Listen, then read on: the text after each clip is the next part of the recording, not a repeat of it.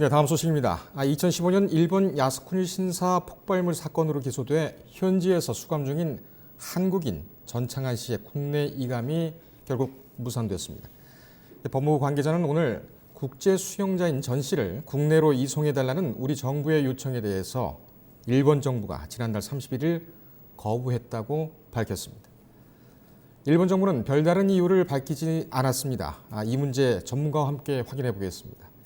오영중 전 서울지방변호사회 인권위원장 전화로 연결돼 있습니다. 변호사님 안녕하십니까? 네, 안녕하십니까. 예. 감사합니다. 예. 식사 시간에 이렇게 시간을 내주셔서 감사합니다. 예, 괜찮습니다. 예. 우선 이 사건이 어떤 사건인지 좀 간략하게 설명을 좀 해주시죠. 예, 2015년 11월 1일이죠. 동경에 있는 야스쿠니 신사 화장실에 이 전 씨가 폭발물을 설치했습니다. 폭발물이 이제 소리와 함께 폭발하자 화장실 천장 정도 태우고 끝난 사건인데, 이 현장에서 체포된 이제 전 씨가 실형 4년을 선고받았습니다.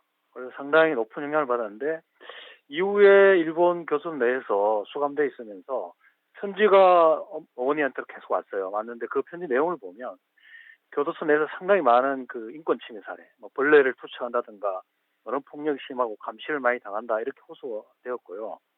이 어머님이 2017년에 이제 법무부에 수용자 이송 신청했고 법무부가 신부진까지 파견해서 뭔가 국제 이송을 해보려고 한 사건인데 최근에 불호 통보한 사건입니다. 인권 침해 사항이 있었기 때문에 한국에 계시는 네네. 부모님이 형사 이송을 요청을 했고 이것을 네네. 받아들여서 우리 법무부가 받아들여서 요청을 했던 거군요. 네, 그렇습니다. 예. 장관님 서신까지 일본 측에 전달한 사안으로 보입니다. 예. 장관 서신까지요. 예, 예, 예. 그러면 당시 그때가 언제였습니까? 2017년으로 지금 확인되고 있습니다. 예. 2년 전이죠. 그때는 뭐 한일 관계가 그렇게 나쁘거나 그러진 않은 걸로 보입니다. 예. 예, 알겠습니다. 예. 지금 우리나라 법무부, 다시 말하면 우리 정부가 한국을 대표하는 정부가 교정 행정에 대해서 책임을 질 테니 우리 쪽으로 넘어오게 해달라. 이런 정부의 요청을 거부했다는 것과 법무부 장관의 서신까지 보냈는데 이것을 별다른 이유 없이 거부했다는 것, 이 문제는 좀 이따가 다루도록 하겠습니다. 지금 좀 생소한 것이 국제 수용자 이송이란 제도입니다. 이게 어떤 네네. 제도입니까? 일종의 이제 국제 조약이 있습니다. 국제 수용자 이송에 관한 조약이 있고요. 그러니까 해외 구치소에서 수감되어 있는 수용자들을 이제 본국으로 이송해서 원하거나 여러 가지 사유를 심사해서 이송해서 본국에서 수용을 마칠 수 있도록 그게 인권 친화적인 조약이죠. 그래서 우리나라와 일본, 순유국들이 많이 가입해 있습니다. 그리고 이런 조약 가입국들은 별개로 이제 개별 국가 법령을 절차법을 만듭니다. 그래서 심사를 어떻게 하고 어떤 요건일 때 이송해준다는 각각 국가의 심사 요건이 있고요. 그 구체적 내용을 보면 이제 주로 법무부가 담당하죠, 각 국가별로. 그래서 형이 확정된 재수자에 대해서 요청이 들어오면 확실히 이제 그 본국에서 형 집행이 보정된다 이렇게 판단이 되면 이송 허가를 해줍니다.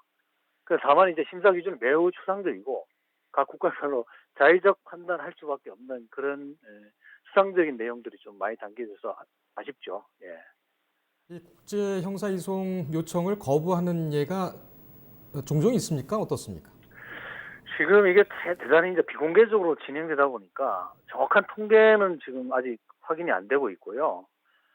다만 이게 이제 국제 수용자 이송하냐 마냐 문제는 그 형을 집행하는 국가의 어떤 형사 주권과도 관련돼 있어서 쉽게 이것을 허용을 잘 안 하는 편이고요.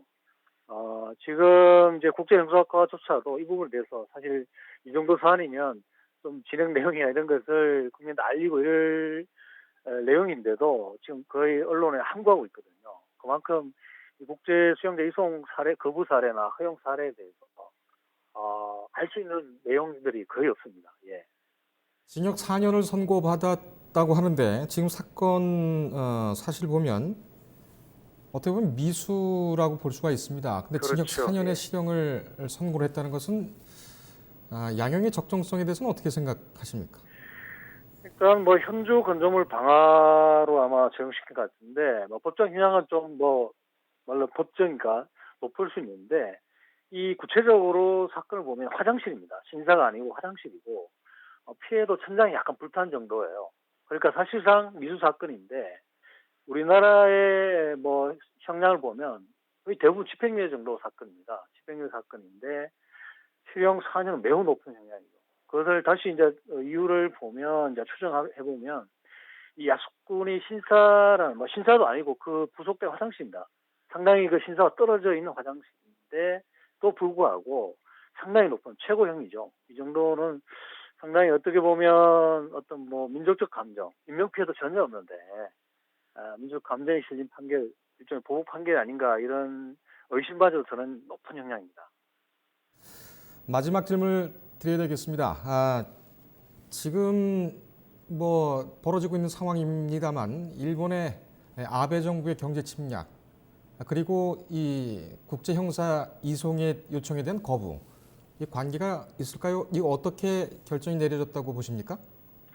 뭐 시기적으로 좀 일치한 측면이 있고 사실 일본이 2년간 심사 결과를 미뤄왔던 건 사실이고요.